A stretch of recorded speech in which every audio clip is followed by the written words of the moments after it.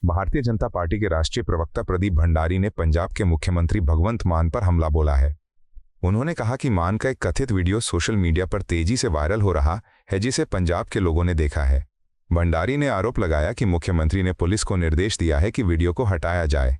उन्होंने सवाल उठाया कि अगर वीडियो फर्जी है तो सरकार इतनी घबराई क्यों हुई है। भंडारी ने कहा कि भगवंत मान और अरविंद केजरीवाल की चुप्पी इस बात का संकेत है कि वीडियो में कुछ सच्चाई हो सकती है। देखिए, एक वीडियो, एलिजेड वीडियो पंजाब के मुख्यमंत्री भगवंत मान का वायरल हो रहा है और वो वीडियो पंजाब के हर जनता ने देख लिया है। पंजाब की जनता अरविंद केजरीवाल और भगवंत मान से ये सवाल पूछ रही है कि जो सबसे सवाल पूछे, आज जब उनका खुद का वीडियो वायरल हो रहा है तो क्या उनका ये अधिकार नहीं बनता, क्या उनका ये दायित्व नहीं बनता कि वो स्पष्टीकरण और जवाब दे। उनकी चुप्पी ये दर्शा रही है कि केजरीवाल और मान ये मानते हैं कि दाल में कुछ काला है। Those who ask everybody on every small issue themselves are silent when the buck stops at them. Their silence speaks about their complicity. कुछ लोग तो ये भी बता रहे हैं कि भगवंत मान ने पंजाब की पुलिस को ये इंस्ट्रक्शन दिया है कि इस वीडियो को अलग अलग हैंडल से हटाया जाए। अगर वीडियो फेक है तो ऐसी बिलबिलाई पंजाब की सरकार क्यों है? इनकी घबराहट, इनकी लटखटाहट यही दर्शा रही है कि भगवंत मान और अरविंद केजरीवाल ये जानते हैं कि इस वीडियो में कुछ आयोटा ऑफ सच्चाई है। अभी कुछ ही समय पहले पंजाब के पूर्व डीजीपी के बेटे की हत्या हुई। भगवंत मान और केजरीवाल शांत हैं। ये वीडियो पंजाब के घर घर तक पहुंच चुका है। भगवंत मान और अरविंद केजरीवाल शांत हैं। मैं अरविंद केजरीवाल और भगवंत मान से कहना चाहता हूं, जवाब दीजिए। आपकी चुप्पी ने दिल्ली से आपकी भ्रष्ट और काम नहीं करने वाली सरकार को दिल्ली की जनता ने उखाड़ फेंका था। आज पंजाब की जनता आहत है क्योंकि उनके मुख्यमंत्री का ये एलिजेड वीडियो जब वायरल हो रहा है, पंजाब की जनता सवाल पूछ रही है। पंजाब के मान सम्मान से बढ़कर कुछ नहीं है और अगर पंजाब के मुख्यमंत्री अरविंद केजरीवाल नहीं है, भगवंत मान और सुपर सीएम अरविंद केजरीवाल अगर शांत रहते हैं, इन सब से आप ये समझ सकते हैं कि ये दोनों जानते हैं कि इस वीडियो में कुछ सच्चाई है। ये वीडियो इतना ज्यादा ऑब्जेक्शनेबल है क्योंकि इसमें एक व्यक्ति एक लड़की के साथ में एक शराब का ग्लास जो है एक कमरे के अंदर पी रहा, शराब का ग्लास है और वो शराब पी रहा है।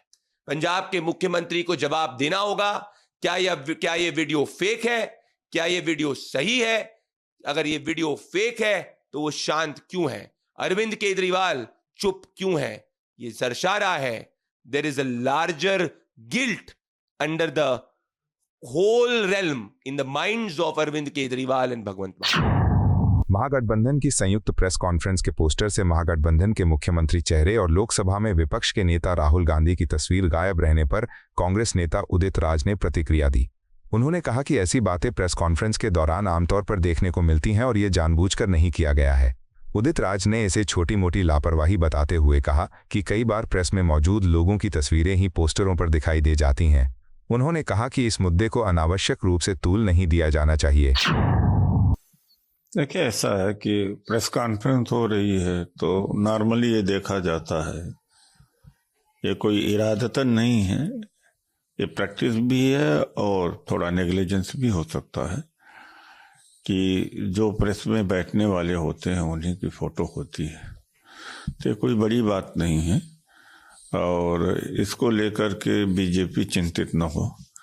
कोई मतलब है कि ऐसी गड़बड़ी नहीं है, सब कुछ ठीक ठाक है और देश जानता है कि राहुल गांधी जी सबसे ऊपर नेता हैं, बड़े नेता हैं। अभी जब कैंपेन शुरू हो जाएगा तो उसमें अपने आप लोगों को दिख जाएगा और वोटर अधिकार यात्रा के समय में लोगों को दिख भी गया होगा, तो कोई बड़ी बात नहीं। बिहार विधानसभा चुनाव से पहले प्रधानमंत्री नरेंद्र मोदी कल अपने सीधे चुनाव अभियान की शुरुआत करेंगे। इसकी जानकारी केंद्रीय मंत्री और भाजपा के बिहार चुनाव प्रभारी धर्मेंद्र प्रधान ने दी। उन्होंने बताया कि प्रधानमंत्री सबसे पहले जननायक कर्पूरी ठाकुर की जन्मस्थली जाकर श्रद्धांजलि अर्पित करेंगे और उनका आशीर्वाद लेंगे। धर्मेंद्र प्रधान ने कहा कि कर्पूरी ठाकुर ऐसे नेता थे जिन्होंने देश के गरीबों और वंचितों का प्रतिनिधित्व किया। प्रधानमंत्री की ये यात्रा बिहार में विकास की गति को और तेज करने की दिशा में एक अहम कदम मानी जा रही है। कल बिहार में चुनाव के प्रत्यक्ष प्रचार के लिए माननीय प्रधानमंत्री जी का दौरा शुरू हो रहा है। उन्होंने कल आके पहले जननायक स्वर्गीय कर्पूरी ठाकुर जी की जन्मस्थान को परिदर्शन करेंगे।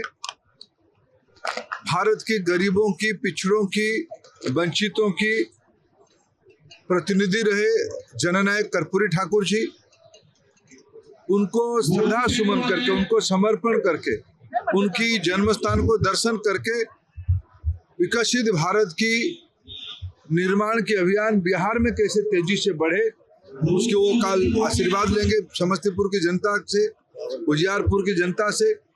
कल बिहार के लोकप्रिय मुख्यमंत्री आदरणीय नीतीश कुमार जी भी साथ में रहेंगे, चिराग पासवान जी भी रहेंगे, जीतन राम मांझी जी भी रहेंगे, उपेंद्र कुशवाहा जी भी रहेंगे। बिहार की भारतीय जनता पार्टी के वरिष्ठ नेता आदरणीय सम्राट चौधरी, नित्यानंद राय, तमाम नेतृत्व कल उपस्थित रहेंगे। और बिहार की जनता मन बना चुकी है एनडीए को फिर एक बार भारी बहुमत से विजयी बनाने के लिए। जिस प्रकार से पिछले 20 साल में बिहार में काम हुए हैं, पिछले 11 साल से डबल इंजन सरकार चल रही है बिहार के विकास के लिए।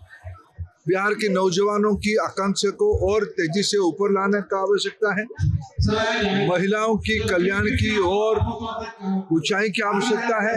ये सारे काम के लिए और एक बार एनडीए को आशीर्वाद बिहार की जनता करेगी। बिहार में आगामी विधानसभा चुनाव को लेकर भाजपा सांसद संजय जायसवाल ने जन स्वराज पार्टी और उसके प्रमुख प्रशांत किशोर पर हमला बोला। उन्होंने कहा कि जब किसी पार्टी के शीर्ष 4 नेता ही जमानत जब्त होने के डर से चुनाव लड़ने नहीं उतर रहे हैं, तो दूसरों से उम्मीद करना अवास्तविक है कि वे अपना पैसा खर्च कर हार का जोखिम उठाएं। जायसवाल ने तंज कसते हुए कहा कि प्रशांत किशोर को ऐसे लोगों की तलाश करनी होगी जो खुलकर खर्च करने को तैयार हों, क्योंकि बिहार की 243 सीटों में कोई उनके लिए मैदान में नहीं उतरेगा। प्रशांत किशोर खुद चुनाव से डर के मारे भाग गए। उनके जो राष्ट्रीय अध्यक्ष हैं उदय सिंह, वो खुद चुनाव से डर के मारे भाग गए। उनके जो कार्यकारी अध्यक्ष हैं बिहार के मनोज भारती, वो खुद चुनाव से डर के मारे भाग गए। उनके जो राष्ट्रीय प्रवक्ता हैं पवन वर्मा, वो खुद चुनाव से डर के मारे भाग गए।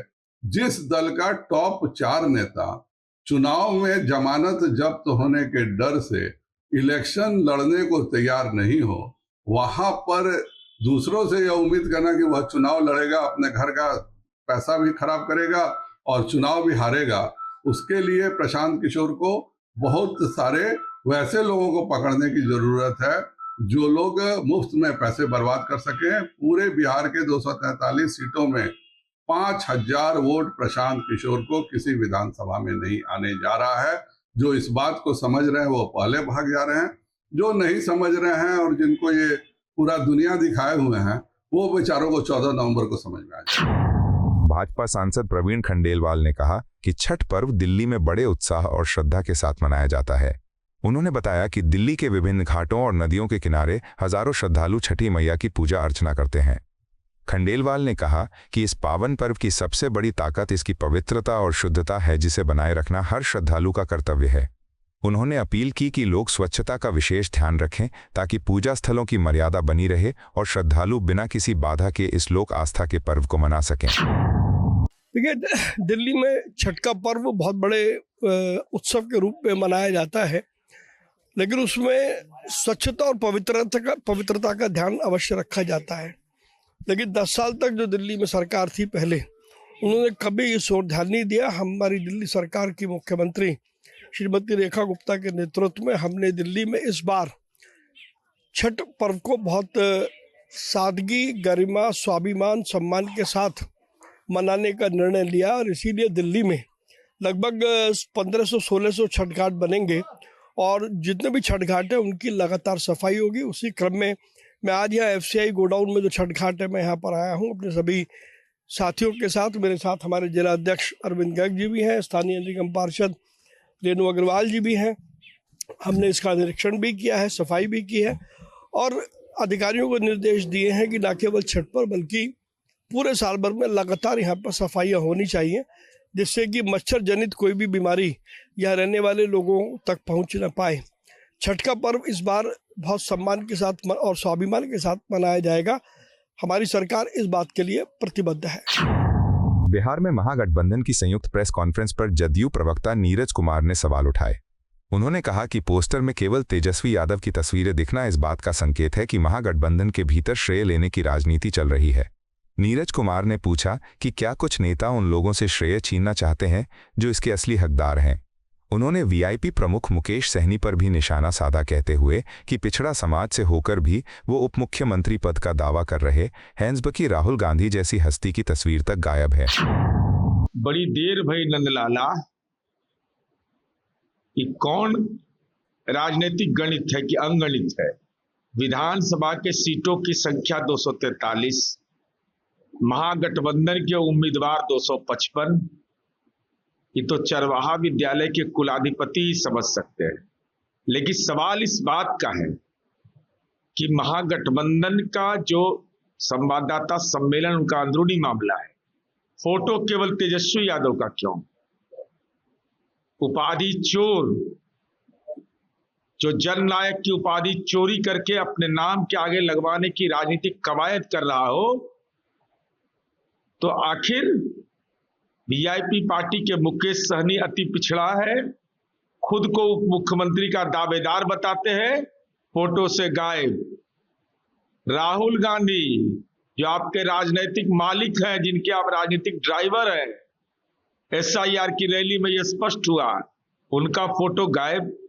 दीपांकर भट्टाचार्य, डी राजा, सीपीएम के नेता जो जन संघर्ष की कहानी जिनका जीवन है, क्या उनके अंदर में राजनीतिक पात्रता इसलिए नहीं है? उनका फोटो इसलिए नहीं लगाया गया कि वो 420 के आरोपी नहीं है, कोर्ट में उनकी पेशी नहीं होती है, लैंड फॉर जॉब के अभियुक्त नहीं है, एक खास परिवार में सजा याफ्ता के परिवार में जन्म नहीं लेना, क्या यह कारण है? अरे फोटो तो दिल में नीतीश कुमार जी का लोग बसाए हुए हैं।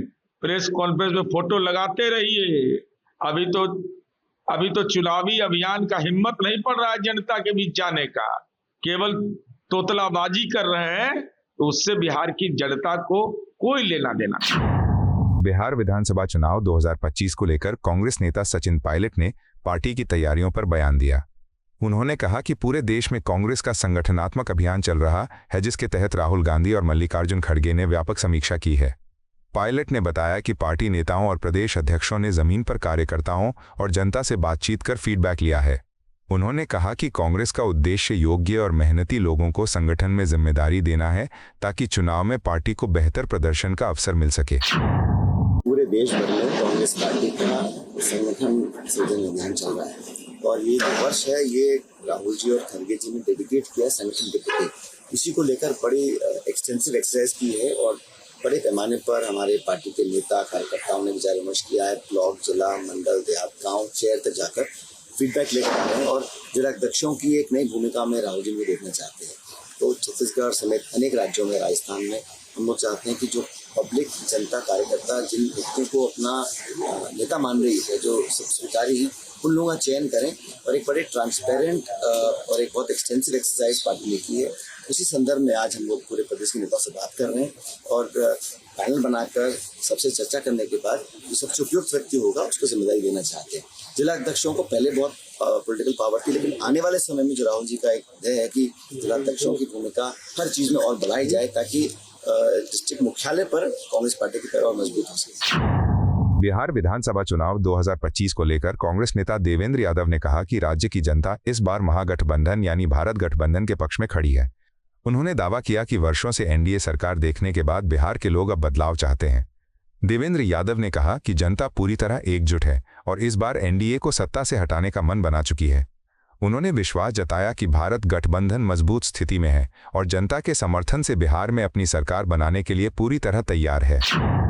महागठबंधन के पक्ष में पूरा माहौल दिख रहा है। बिहार की जनता कई वर्षों से एनडीए की सरकार को देख रही है और बदलाव का समय है। इंडिया गठबंधन के साथ बिहार की जनता, जागरूक जनता जाने के लिए तैयार है और हम लोग सरकार बना रहे हैं। वही अगर हम बात करें, आज महागठबंधन का एक बड़ा प्रेस वार्ता होने वाला है, पोस्टर्स भी लगे, पोस्टर्स की ये भी कंट्रोवर्सी है कि तेजस्वी के पोस्टर्स सिर्फ लगे हुए हैं, इस पे क्या कहेंगे और क्या अहम चीजें अनाउंस होगी आज? देखिए, अब कुछ देर में ही प्रेस कॉन्फ्रेंस होने वाली है, उसमें सभी चीजें आप लोगों के सामने स्पष्ट हो जाएगी। मुझे लगता है इसकी सीक्रेसी मुझे बनाए रखनी चाहिए। आधे घंटे बाद प्रेस कॉन्फ्रेंस है और जहां तक लीडरशिप की बात है, इंडिया गठबंधन एकजुट है और संयुक्त रूप से हम लोग मिलकर इस बार एनडीए को यहां से, बिहार से बाहर करेंगे, हराएंगे और जनता की सरकार लाएंगे, इंडिया गठबंधन की सरकार लाएंगे। शिवसेना यूबीटी प्रवक्ता आनंद दुबे ने समाजवादी पार्टी के अकेले स्थानीय निकाय चुनाव लड़ने के फैसले पर कड़ा रुख अपनाया। उन्होंने कहा कि अखिलेश यादव का ये कदम साबित करता है कि समाजवादी पार्टी भाजपा की भी टीम के रूप में काम कर रही है। दुबे ने कहा कि ऐसे फैसले विपक्षी एकता को कमजोर करते हैं। उन्होंने दावा किया कि मुंबई की राजनीति में अभी भी ठाकरे ब्रांड का मजबूत प्रभाव कायम है और जनता का भरोसा उद्धव ठाकरे के नेतृत्व पर टिका हुआ है। शिवसेना यूबीटी मिलकर चुनाव में मजबूती से उतरेगी। चाहे भाई जगताप हो, दोनों ही अपने अपनी पार्टी के मुंबई और महाराष्ट्र राज्य इकाई के नेता हैं, देश के राष्ट्रीय अध्यक्ष नहीं है। समाजवादी पार्टी के नेतृत्व कर रहे हैं श्री अखिलेश यादव जी और कांग्रेस पार्टी का नेतृत्व कर रहे हैं श्री मल्लिकार्जुन खड़गे जी। मल्लिकार्जुन खड़गे जी, राहुल गांधी जी, उद्धव ठाकरे जी, आदित्य ठाकरे जी आपस में बहुत अच्छे मित्र हैं। अखिलेश यादव जी, उद्धव ठाकरे जी आपस में बहुत अच्छे मित्र हैं। जब बात गठबंधन की होती है, बात कोई अघाड़ी की होती है, तो स्वाभाविक सी बात है कि राष्ट्रीय अध्यक्ष से बात होती है। अबू असीम आजमी ने 2024 के विधानसभा चुनाव में भारतीय जनता पार्टी की बी टीम बनकर काम कर चुके हैं, महाविकास आघाड़ी को नुकसान पहुंचा चुके हैं, हमेशा नफरती बयान देते हैं। और उन्होंने, आपने देखा होगा कि उन्होंने जिस प्रकार औरंगजेब की महिमा मंडन किया था, पूरे देश में हिंदुओं में एक प्रकार से बहुत बड़ा गुस्सा देखने मिला था। उसका भी खामियाजा हमें चुनाव में भुगतना पड़ा। तो ये अबू आसिम आजमी हो चाहे भाई जगताप हो, कहीं ये भारतीय जनता पार्टी के लिए तो पीछे दरवाजे से काम नहीं करना चाह रहे हैं, क्योंकि कल ही वर्षा गायकवाड़ ने साफ कर दिया कि हमारी पार्टी के फैसले दिल्ली में होते हैं।